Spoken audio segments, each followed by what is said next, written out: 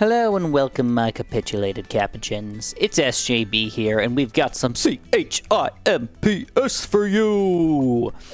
And what I wanted to do is do another 2 tower chimps. I know, it seems like we've been doing so many of these lately, but they've been so fun! So, I've got a lot to talk to you guys about today, because really, there's not that much going on with the 2 towers and the few measly upgrades we've got to go over. So instead, this is going to be like a story time with Chris kind of situation.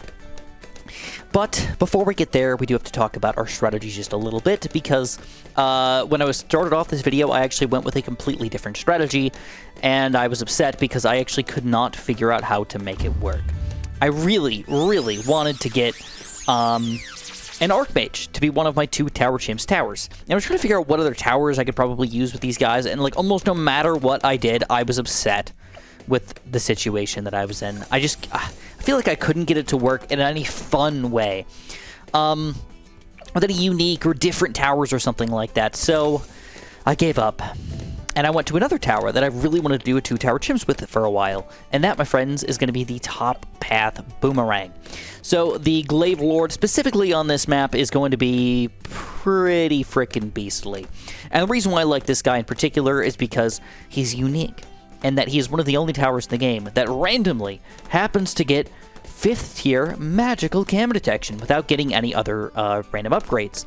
So, you can use him in a weird way in Chimps mode that as long as you can survive to around like 50 or 60 or so, and you can get another tower that can make you survive until then, you can magically get that cam detection late game, and you will be a very happy person because then DDTs and other things can actually get popped, which is exciting. So anyways, we are going to go for a strategy with this guy, and then in addition, though, I wanted to get something for cam detection for early game, but something that was unique, something that we don't use very often, something like a Spike Factory. I was thinking about it, and I think out of almost all of the 2 Tower Chimp strategies, obviously Village doesn't get used very much at all, but Spike Factor in particular is not used very much at all. Even Perma-Spike strategies don't really work that well for 2 Tower Chimps. So, because they kind of run out of total popping power, just in general.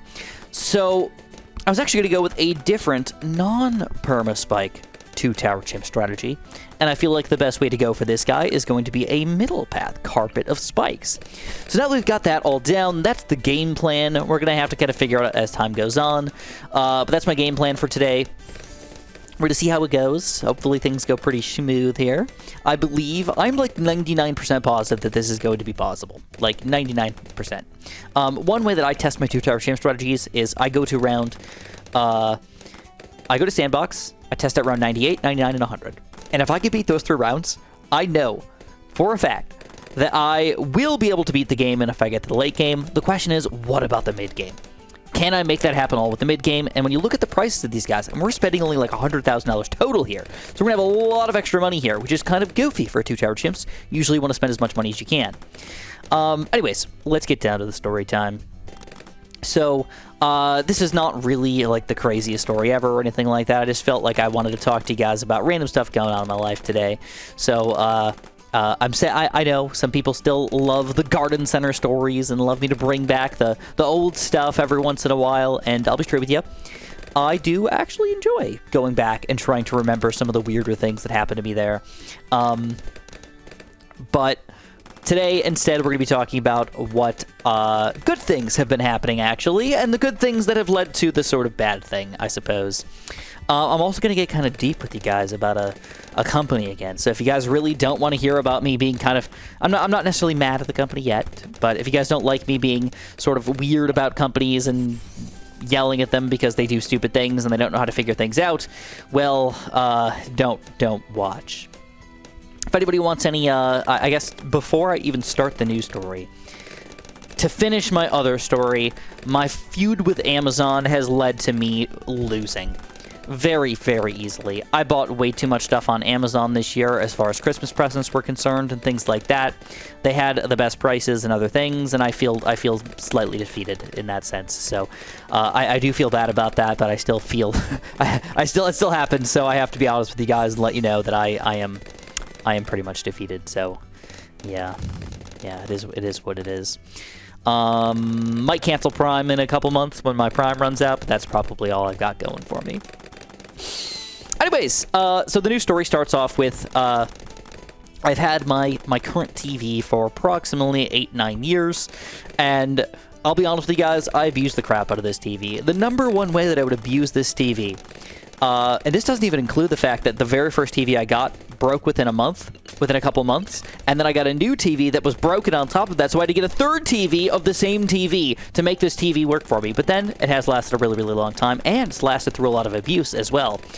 And the abuse that I'm talking about here is the fact that back at my old place in particular, but still here at this place as well, I like to play balls. I like to play ball with my dogs. Ooh, let's get this guy too. Yeah. I like to play ball with my dogs. The best way that I used to play ball with Luna was there was like a hallway kind of like behind where my couch was. So I used to throw the ball off the wall. It would bounce off the wall, back down the ground, and down the hallway behind me, right? It could have, like, kind of tossed it behind me in some weird way, but it's just easier to throw it forward, right? And it made weird fun, the different bounces that Luna got to pick up and do things with. So, oh crap, did we screw up? No. We good? Oh, we good? We good. Oh, that was scary. I should have bought the Spike Storm. Oh my god, almost didn't 2 Tower Chimps this. Could have bought the Spike Storm, but I didn't because I'm an idiot. And now we need to be a little bit careful here because this is going to be a cable detection issue. Round 51, round 45, 48, I think it's 48, are all going to have weird camo balloon rounds. And we need to save up all the way until the point that we can get a Glaive Lord. That's $35,000, $30,000 away from right now. We got to survive with this guy being our only camo detection. That's pretty absurd, Chris. Kind of is. And this is probably the only issue with this strategy. Now, 2 Tower Chimp strategy, some people want to see the easiest 2 Tower Chimps. How can they just do it themselves? Some people want to see strategies that are unique and fun and difficult. And I think this is a mixture of it. Because it's unique, somewhat fun, and somewhat difficult in the early part of the game. But once we get our Glaive Lord, it becomes easy. You basically don't have to do anything besides just using an ability every once in a while on really, really hard rounds like the late 90s. But it's very difficult to find a no micro 2 Tower Chimp strategy. Even though they're kind of out there, usually you have to do at least something to kind of keep the game going for you, you know?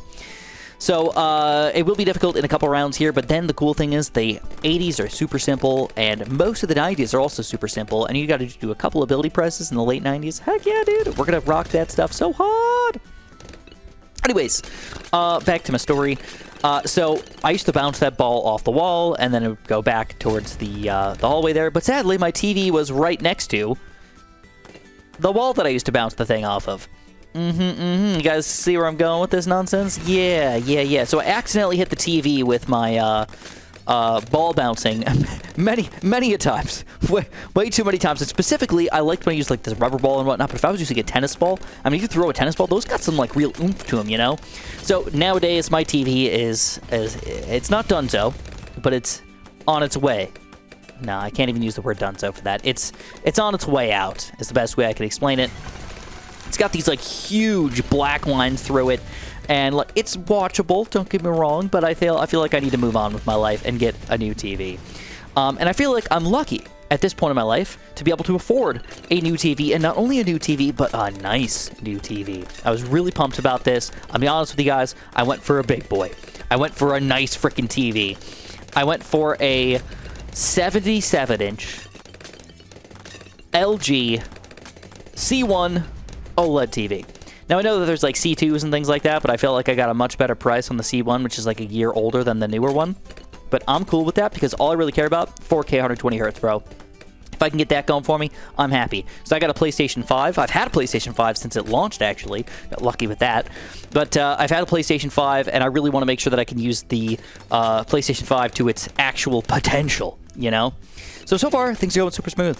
Yeah, no big deal. But I do remember 56 being kind of an issue. So let's see if this is going to go all right. Camo balloons.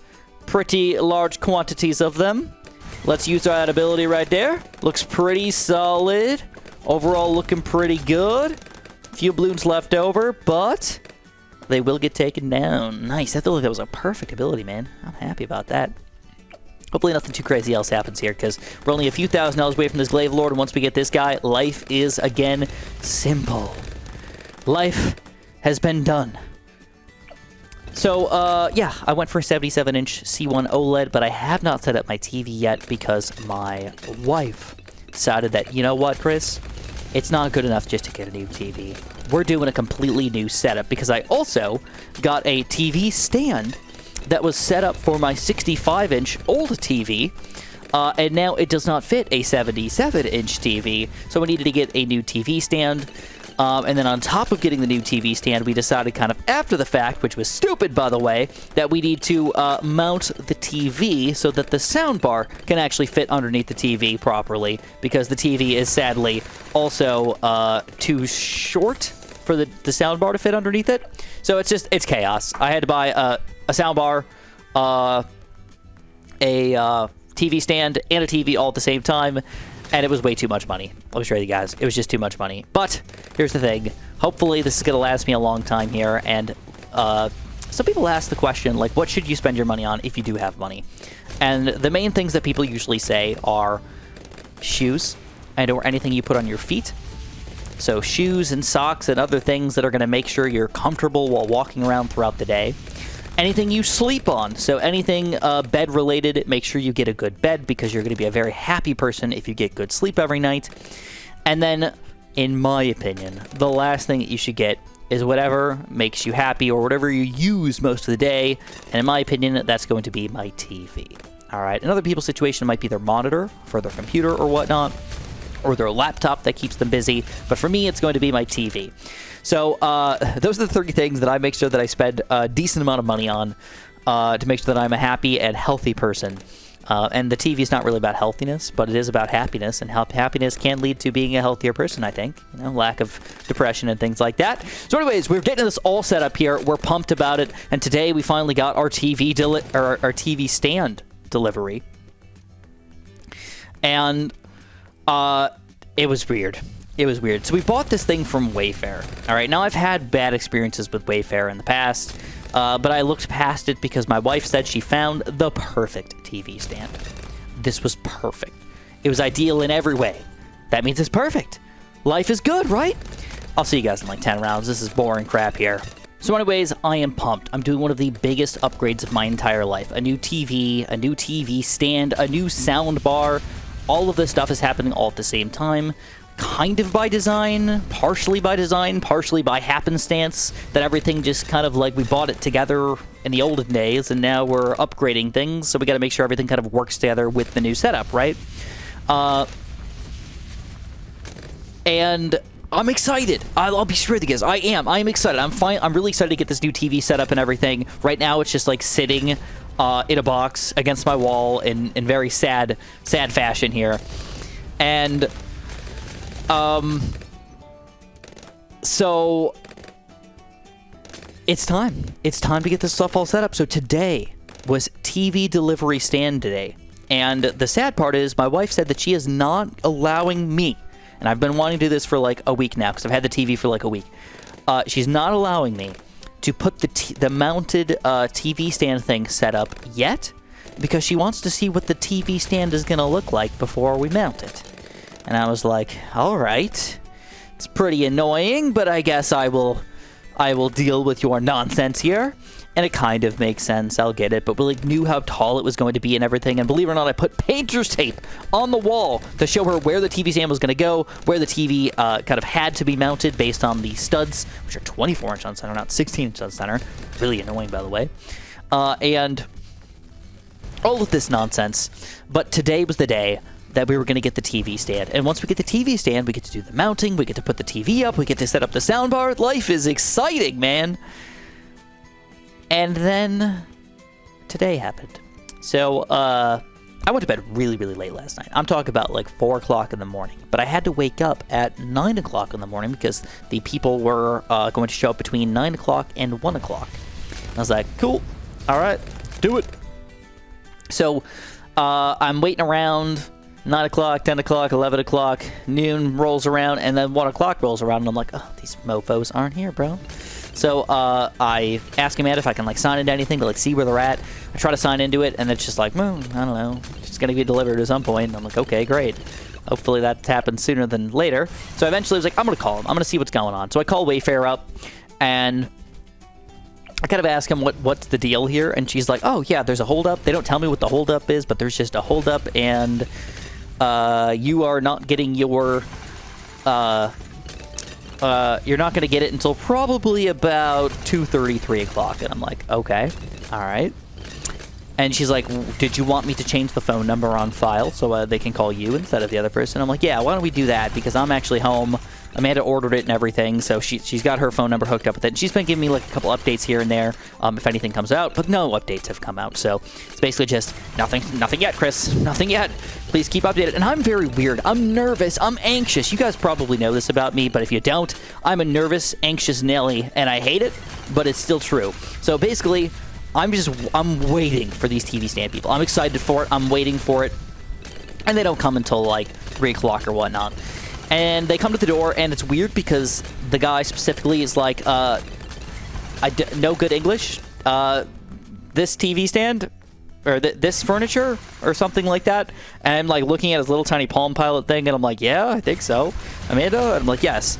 So anyway, it was a little weird, but the guy getting it off the truck put it on this like little dolly, and it's a pretty big piece of furniture. And I'm like, why aren't you helping this guy, dude? This thing's probably pretty heavy.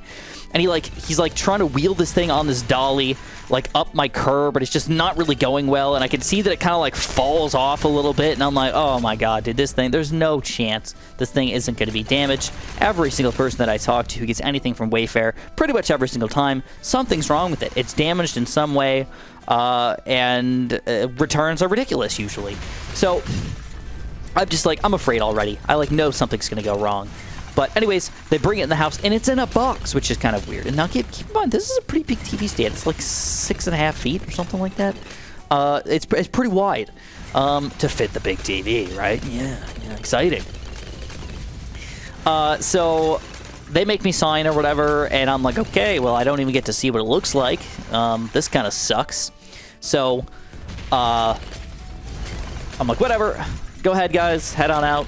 And believe it or not, I did not tip them. Now, I tip almost everybody, all right? But I was mad, at least a little bit upset about the situation because, and you know what? Tips are kind of out of hand already. I'm sure anybody who works in, or anybody who, like, goes to anything knows that, like, it's just kind of ridiculous how tips have become part of, like, culture. Even for weird things, like when somebody's, like, making your food at, like, a fast food joint or something like that, and they like turn around the little thing and they're like, how much do you want to tip them? I'm like, no, bro. I'm a pretty good tipper in most situations, but I feel like it's getting a little absurd. All right. Usually, sometimes if somebody makes my food by hand, like right in front of me, and they do a good job, I'll give them like $1 or something like that, specifically if I have singles on me. Don't always do that. And or, last time I got a delivery, they did a really nice job.